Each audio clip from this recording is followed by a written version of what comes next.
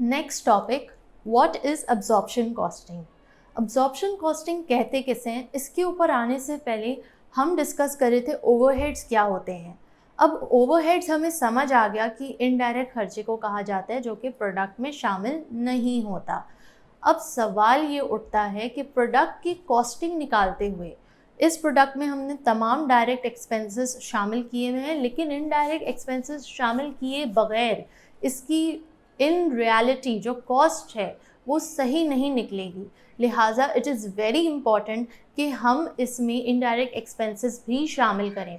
मगर as we have studied earlier कि ये इनडायरेक्ट एक्सपेंसेस जो हैं ट्रेसेबल नहीं होते डायरेक्टली, यानी आप स्पेसिफिकली पिन पॉइंट करके ये नहीं बता सकते कि कितने की बिजली इसमें इस्तेमाल हुई है। तो अब हमें क्या करना होगा, हमें इस इनडायरेक्ट एक्सपेंस को किसी तरह इस प्रोडक्ट में शामिल करना होगा। कैसे करेंगे? तो उसका जो जवाब है या सल्यूशन है वो है एब्जॉर्प्शन कॉस्टिंग। कैसे करेंगे? हम इस पूरे चैप्टर में यही सीखने वाले हैं कि overheads due to its characteristic that it is not directly traceable to the product, how we can incorporate the expense of the overheads in that particular product. Okay, what is absorption costing? It's a method of sharing overheads between a number of different products or services on a fair basis. So, the question is कि overheads को product की cost में शामिल कैसे किया जाए? Because it is not directly traceable to the product. Therefore, अब हमें क्या करना होगा, तो उसे समझने के लिए हम इस पूरे चैप्टर को देखेंगे कि ये पूरे चैप्टर में हमें यही बात सिखाई जा रही है कि हमने ओवरहेड्स को किस तरह, यानी इनडायरेक्ट खर्चों को किस तरह प्रोडक्ट की कॉस्ट में शामिल करना है। बिकॉज अगर हम इनडायरेक्ट खर्चों को इसमें शामिल नहीं करेंगे तो इसकी जो कॉस्ट हम निकालेंगे it will not give a true and fair view कि ये प्रोडक्ट एक्चुअल में इसको बनाने का क्या खर्चा आया। डायरेक्ट एक्सपेंसेस इसमें ईजिली आप शामिल कर सकते हैं, मगर इनडायरेक्ट एक्सपेंसेस उसको शामिल करने के लिए आपको एक पर्टिकुलर फॉर्मेट, एक पर्टिकुलर वे से गुज़रना होगा, एक पर्टिकुलर प्रोसेस से गुज़रना होगा, और फिर कैलकुलेशन के बाद आप ये तय कर सकेंगे कि आपका कितना इनडायरेक्ट खर्चा इस प्रोडक्ट में शामिल होगा। नाउ एक और इसका मसला है, चैलेंज है कि एक कंपनी सिर्फ एक प्रोडक्ट तो नहीं बना रही, एक कंपनी बहुत सारे प्रोडक्ट्स बना रही है। यानी जो कंपनी ये मार्कर बना रही है, हो सकता है वो डस्टर भी साथ बना रही हो सकता है वो ब्लैक बोर्ड्स भी साथ बना रही हो सकता है वो वाइट बोर्ड्स भी साथ बना रही हो। तो ये तमाम products at the same time in the same premises बन रहे हैं जिसके लिए बिजली इस्तेमाल हो रही है, और यकीनन महीने के एंड में जो बिजली का बिल आएगा वो तमाम यानी पूरे एंटायर प्रेमिसेस का आएगा। तो अब वो एंटायर प्रेमिसेस का जो बिजली का बिल आया उसको हम किस तरह एवरी यूनिट ऑफ प्रोडक्ट में इनकॉर्पोरेट करेंगे, ये हमें ये चैप्टर सिखाएगा। आइए देखते हैं।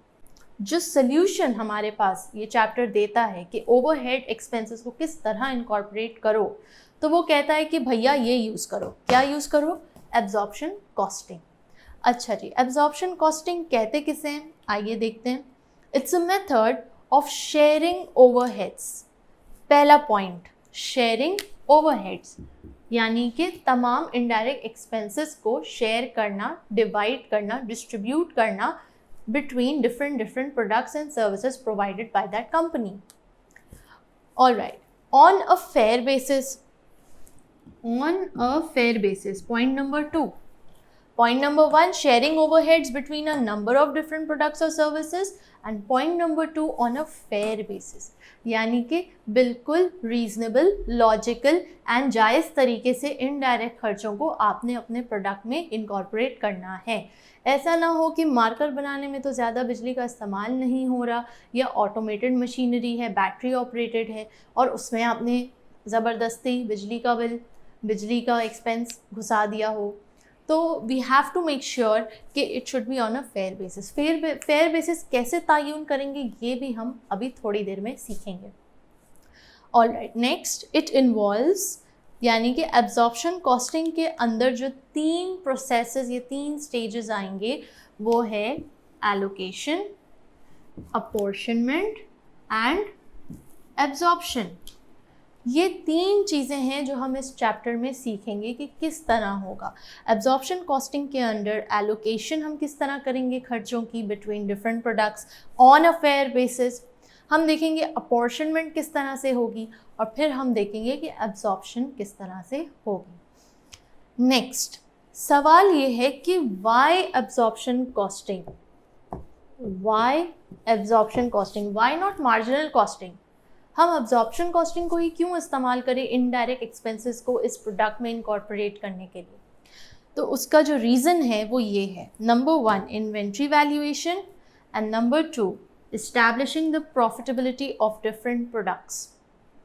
नंबर 1 इन्वेंट्री वैल्यूएशन, यानी कि एब्जॉर्प्शन कॉस्टिंग हमें हेल्प आउट करती है या इजी कर देती है कि हम इन्वेंट्री को वैल्यू कर सकें, वो भी सही फेयर बेसिस पर, ठीक है।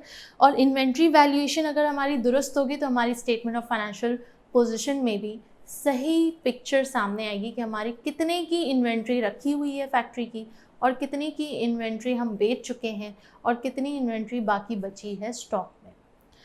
फिर हम इसको एब्जॉर्प्शन कॉस्टिंग को यूज़ करते हुए हम ये इस्टेब्लिश कर सकते हैं कि ये जो डिफरेंट प्रोडक्ट्स हमारी कंपनी बना रही है, मार्कर, डस्टर, बोर्ड, ये हर प्रोडक्ट हमें एग्जैक्टली कितना प्रॉफिट कमा के दे रहा है। क्योंकि हम क्या करेंगे, हम करेंगे प्रोडक्ट में प्राइम कॉस्ट शामिल। प्राइम कॉस्ट किसे कहते हैं? प्राइम कॉस्ट कहते हैं direct material, direct labour plus direct expenses. और फिर हम इसमें शामिल करेंगे ओवरहेड्स, वो तमाम इनडायरेक्ट एक्सपेंसेस जो ये प्रोडक्ट बनाने में काम आए, तो हमारे पास आ जाएगी इसकी टोटल कॉस्ट।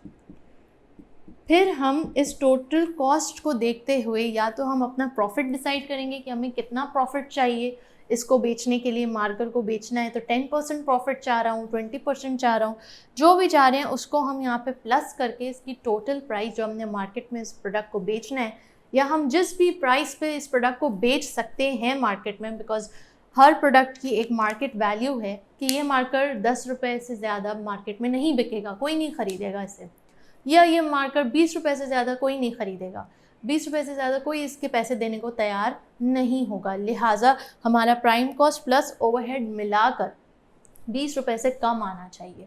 कितना कम, वो तो अब हमारी एक्सपर्टीज़ के ऊपर है, हमारी tech, the way we are using it, the way we are producing it, the latest technology we are using to produce this, ये तो उसके ऊपर है। तो हमें पता चलेगा कि अच्छा हमारी जो कॉस्ट आ रही है ये मार्कर बनाने की वो 15 रुपये है, 10 रुपये है, 12 रुपये है, लिहाजा 20 - 12 या 20 - 10 जो बचा वो हमारा प्रॉफिट। तो हमें अब्जॉर्प्शन कॉस्टिंग बेसिकली इसमें भी हेल्प आउट करती है कि डिफरेंट प्रोडक्ट्स हमें किस तरह की प्रॉफिटेबिलिटी बनाकर दे रहे हैं। ओके, हमारे पास 2 फॉर्मूलाज हैं जो हमें पता होने चाहिए। Number 1 prime cost plus production overheads gives us the total cost of the product. लेकिन फ़र्ज़ करें आपको सवाल में दिया गया है कि ये प्रोडक्ट है और ना ये दिया हुआ है ना ये दिया हुआ है, और पूछा जा रहा है कि टोटल कॉस्ट निकालो, तो अब आप क्या करेंगे? तो आइए देखें। अब आप यूज़ करेंगे ये formula, cost of goods sold, यानी जो प्रोडक्ट आपने बेचे उसकी क्या कॉस्ट थी, तो उसको फाइंड आउट करने के लिए एक फॉर्मूला है कि the cost of goods produced, जो आपको गिवन होगा सम में कि कॉस्ट ये आ रही है गुड्स प्रोड्यूस करने की, आपने वो ले लिया, plus the value of opening inventories, वो माल जो साल के शुरू में या पीरियड शुरू होने से पहले जो रखा हुआ था उस माल की क्या मालियत है उसको आपने ऐड ऑन करना है, minus the value of closing inventories, यानी जो साल के एंड में जो माल आपके पास बच गया उसकी क्या मालियत है उसको आप माइनस कर देंगे, तो आपको पता चल जाएगा कि जो गुड्स आपने पूरे साल में बेचे उसकी क्या कॉस्ट है। क्या हुआ, जो साल के शुरू में हमारे पास माल रखा हुआ था उसकी क्या मालियत है, प्लस करें जो आपने साल के दौरान गुड्स प्रोड्यूस किए और उसको बनाने के लिए जो खर्चा आया, और फिर आप माइनस करें उस कॉस्ट को, उस वैल्यू ऑफ इन्वेंट्री को जो साल के आखिर में बच गई है आपके पास, तो आपके पास क्या निकल आएगा नतीजा, cost of goods sold. Very important formula, आपको हर पेपर में कहीं ना कहीं इस फॉर्मूला का इस्तेमाल मिलेगा, तो इसको याद कर लीजिए। और अब हम बढ़ते हैं आगे अपने दूसरे टॉपिक की तरफ कि अब्जॉर्प्शन कॉस्टिंग के अंडर एलोकेशन क्या चीज़ है, अपॉर्शनमेंट क्या चीज़ है और अब्जॉर्प्शन क्या चीज़ है। आइए देखते हैं।